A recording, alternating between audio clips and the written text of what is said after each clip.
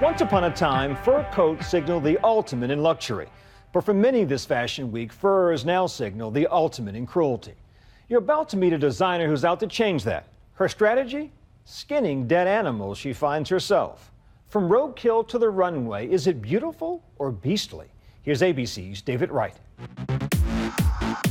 No matter how cold it gets, don't expect to see much fur for New York Fashion Week.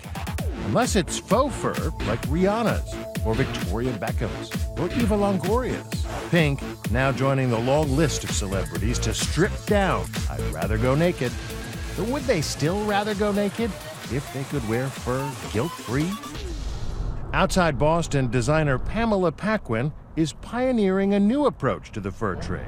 I've been told by one of my contacts that there was a raccoon on the side of the highway in the breakdown lane. I'm not seeing it. We're getting close. Where are you, beast? From what I've been told, it's a nice big raccoon, and it looks like it's asleep. Oh, look at him. Sure enough, the raccoon looks like he's taking a nap on the side of the road. This is where it starts to get weird. She gets out of the car and, like a stylishly dressed character from a police procedural, goes right up to the little guy. So I'm going to put on a glove because I don't want to touch the animal. A lot of them have rabies. Bagged, tagged, and tossed in the trunk of her car. Welcome to my world. 5 minutes of work. He looks good so far. For a fur that could easily be worth $500. People will pay a premium for a clear conscience. You can have it now without ever feeling guilty. Champagne all night and no hangover. Stoles, hats, collars, and other items that could sell for as much as $5,000. Explain the idea of this company. What is it that you're doing? Very simply, I pick up animals that have died on the roads and I harvest the fur so that there's an opportunity and an option for people who want to wear fur, that it can be an accidental fur. An accidental fur? Yes. Calling it roadkill probably wouldn't attract many buyers. So this is free-range fur? This is free-range fur. They live wild and free. But if they're dead, might as well make use of it? If they're dead, make use of it. Absolutely. That's that New England sensible Yankee ethic. Don't be wasteful. Her company is called Petite Moor Fur. Which means the little death. The little death. But it's also a pun. Yes, it is. It's slang for that kind of looking like you're dead after you've had an incredibly intimate, sensual experience.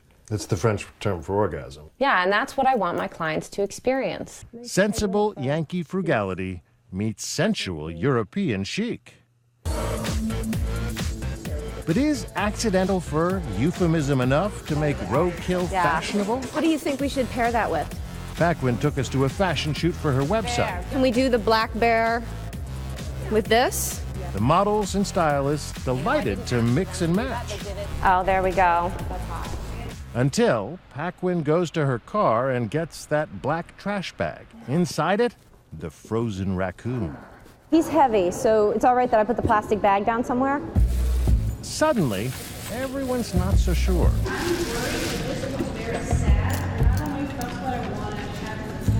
I want it because this is not just about fashion for me. I started it because I love animals and people need to look at what's happening. I have an idea. So he looks like he's sleeping. Yeah. Let's do the whole sleeping beauty thing next to the raccoon. More like Beauty and the Beast. Can you put that head in front of him like you're protecting him? Yeah. Protect him.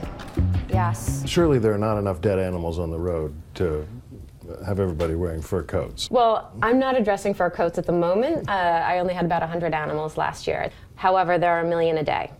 It's a million a day? 1 million animals in the United States a day. Paquin is hands-on with this process. She's a licensed trapper. We watched as she skinned the raccoon herself. So you're doing this partly to be badass?